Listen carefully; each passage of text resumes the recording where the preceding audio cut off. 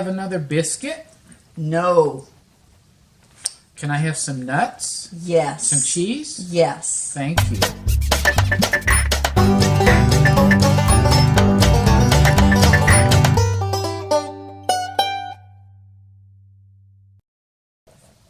For today's exercise ditty, there is another test called the talk test, and I could get really technical about all that goes into this and what's happening to you, but in simplest terms, as you're exercising, what you want to do is have it so that you can converse, but it's starting to be a little bit hard. You have to take a few breaths now and then. Then you're exercising at the level that's pushing your cardiovascular system.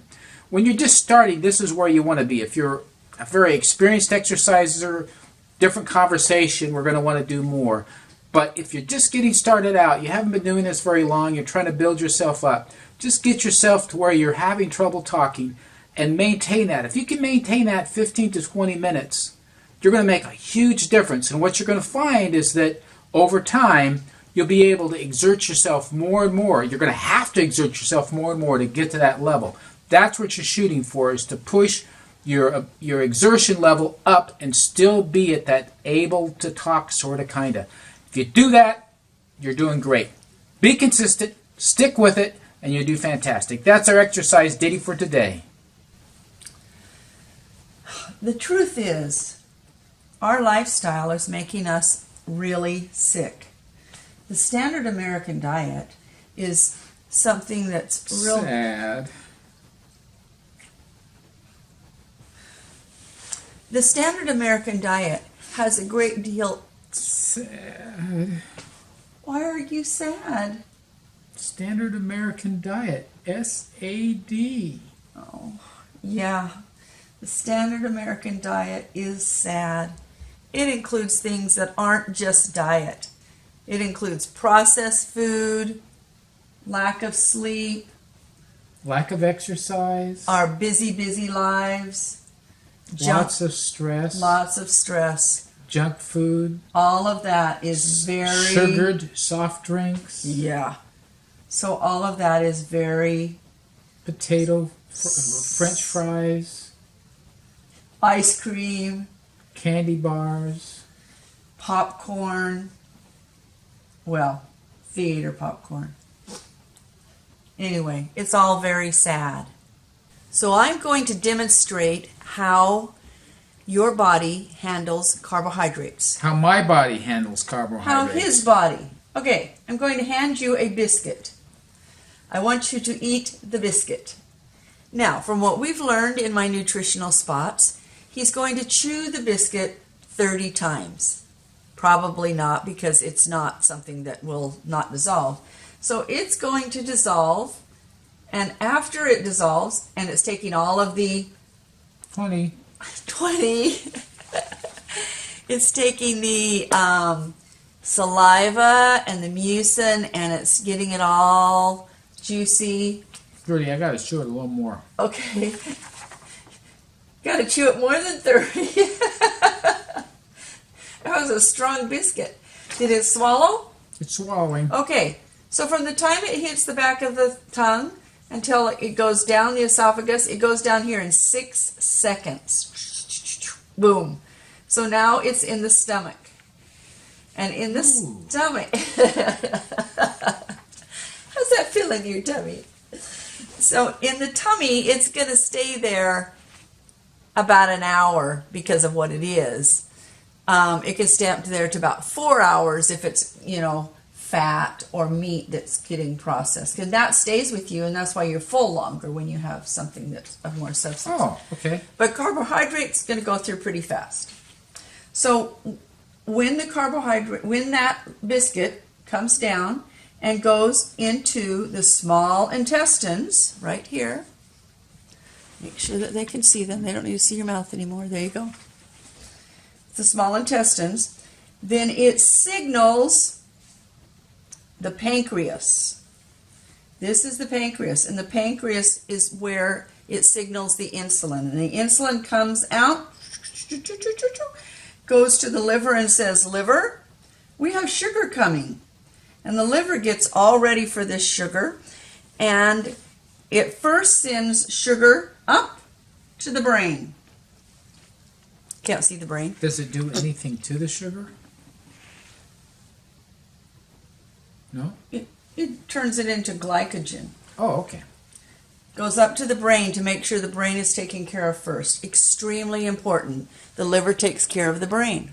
So it also takes some of the sugar and turns it into glycogen. And the glycogen goes to the muscles. Feeling stronger? Yay! Goes to the muscles. Yay, yay, yay.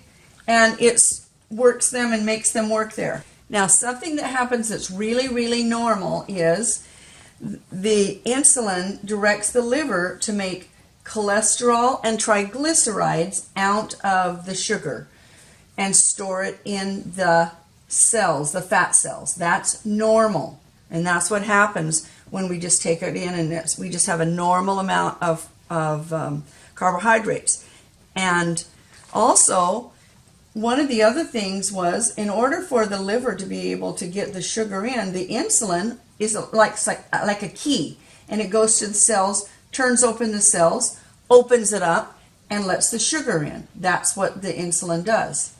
So after it's all done, the insulin turns itself off, everything's quiet, it goes back to bed, and nothing happens until we eat more biscuits, more carbohydrates.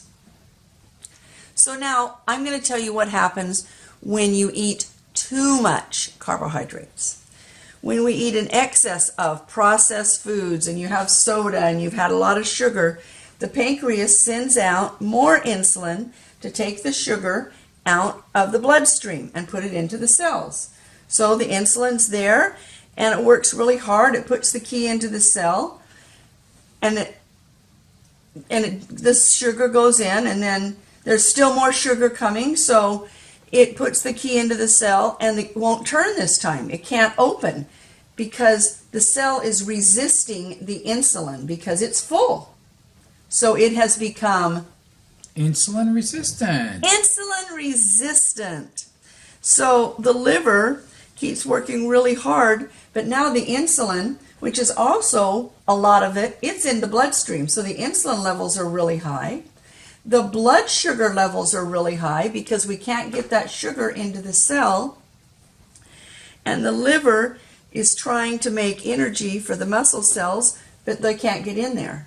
So it takes what it's normally supposed to do with the excess, takes the sugar and makes it into cholesterol and into triglycerides and puts it in the fat cells.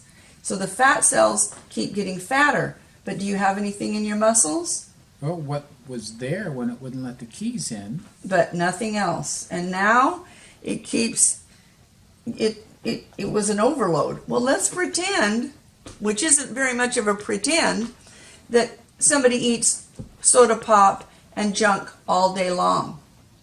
So their body is just doing this and doing this and doing this, and there is too much sugar in the blood, too much insulin in the blood, and the fat cells are getting bigger and bigger and bigger while your muscle cells are starving.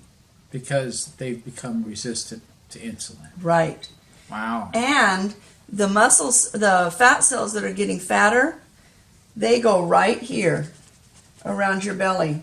That's like an insulin meter. When you've got all that belly fat, you know that you're having too many carbohydrates. So I just wanted you to understand a little bit about what insulin resistance is, because when we start talking about illnesses, you need to understand that, because it goes back to the amount of carbohydrates that we are eating. Can I have another biscuit? No. Can I have some nuts? Yes. Some cheese? Yes. Thank you. You're Maybe welcome. some veggies? Yes. Okay. Nutrition 101 spot. So when the pancreas has to give off so much insulin because there's too many carbohydrates, and it works and works and works at it, and the sugar cannot get into the cells because they've become insulin resistant, then what happens is the sugar remains in your bloodstream. When the sugar is high in your bloodstream for a long period of time, then it causes damages to your nerves, your kidneys, your eyes, and your brain. This is diabetes.